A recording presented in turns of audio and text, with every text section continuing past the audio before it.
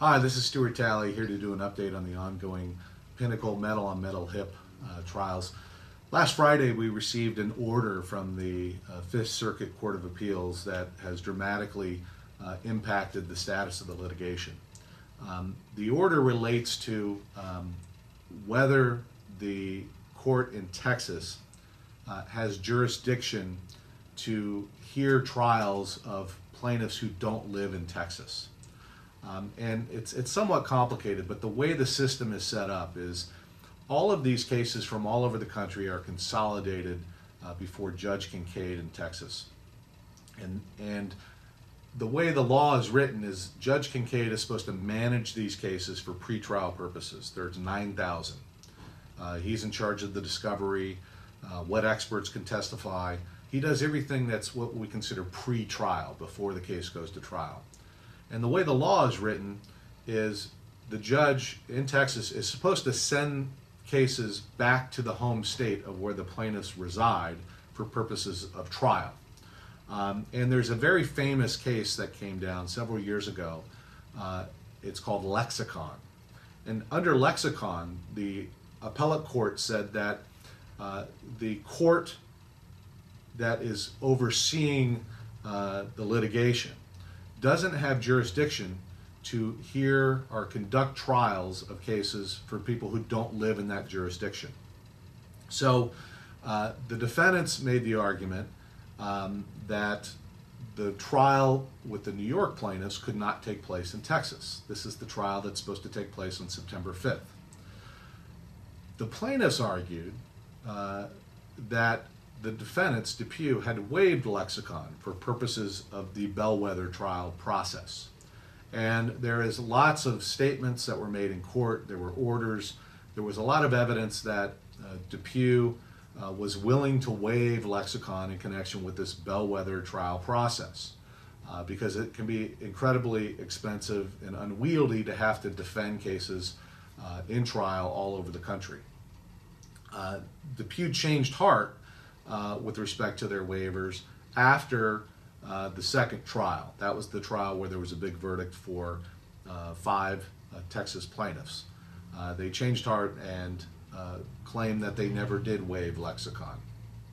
So what they did was they filed what's called an emergency writ with the appellate court in the Fifth Circuit, trying to get them to tell the trial judge, Judge Kincaid, that he could not go forward with the trial of the New York plaintiffs that was supposed to take place on September 5th.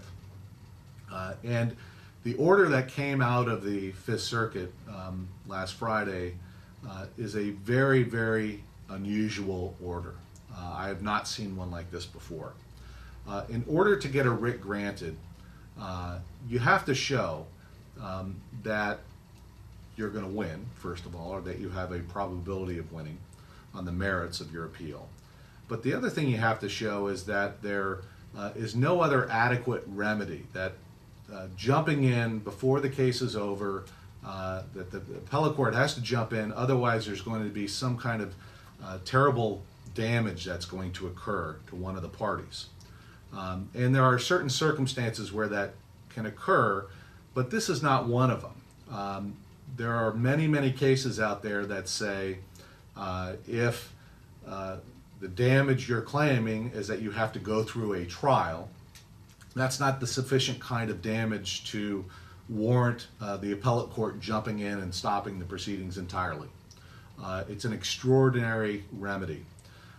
So what the appellate court did, which was unusual, is normally when you get to that no adequate remedy element of the claim, if they find that there is an adequate remedy, that you can go to trial and then appeal all of this after the fact, they just deny the writ, and it's usually a one-pager. What we got from the appellate court is unusual because they addressed in detail the merits of DePuy's argument. They found, at least 2 of the 3 judges found that DePuy had demonstrated that they had not waived Lexicon in connection with the upcoming trial, and that the judge made a mistake in finding that they did. And there's pretty strong language in this order related to the merits of the appeal.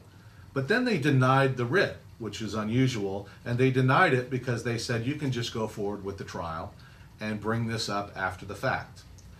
But it would be unusual for Judge Kincaid to do that when he has an appellate court telling him he's made a mistake. So right now, it's unclear what's going to happen. The plaintiffs have filed a request for what's called an en banc review. And what that means is, right now, there are 3 judges who considered this writ, and they denied the writ. But they included all of this language in their order that'll make it difficult for the judge to go forward with the trial in September. So what we've done is we've appealed to the entire Fifth Circuit. There are multiple judges in the Fifth Circuit. And often, if you ask for an en banc review, if the entire group of judges feels it's warranted, they will reconsider the writ as a much larger group of judges. So that en banc review, or the request for the en banc review, is pending. We don't know if we're going to get it. Hopefully we will. In the meantime, Judge Kincaid has continued the trial date from September 5th to September 18th to sort of give the appellate review process time to develop. So that's where we are. The trial, whether it will go forward or not, it's unclear. The writ was denied, so theoretically Judge Kincaid could go forward with the trial, take the position that that the defendant waived Lexicon like he had before, go forward with the trial. If it's a plaintiff's verdict, it will go up on appeal, and the appellate court will decide whether there was jurisdiction or not, whether there was a Lexicon waiver.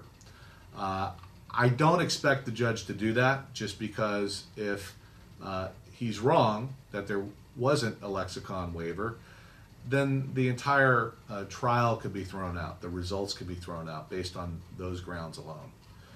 So we're sort of in a holding pattern right now. Hopefully this will all work out, and the Fifth Circuit will undo what this 3-judge panel has done, and the trials will start.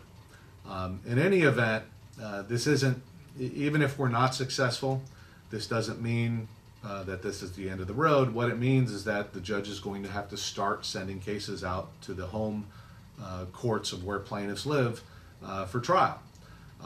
It'll mean that the Bellwether trial process will end, and now we're just going to have individual trials all over the country.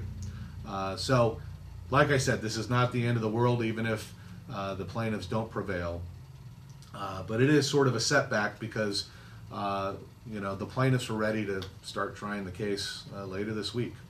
So if you have a metal on metal hip, you have a case pending, or you have any questions about any of this, I know it's a little complicated, feel free to give us a call.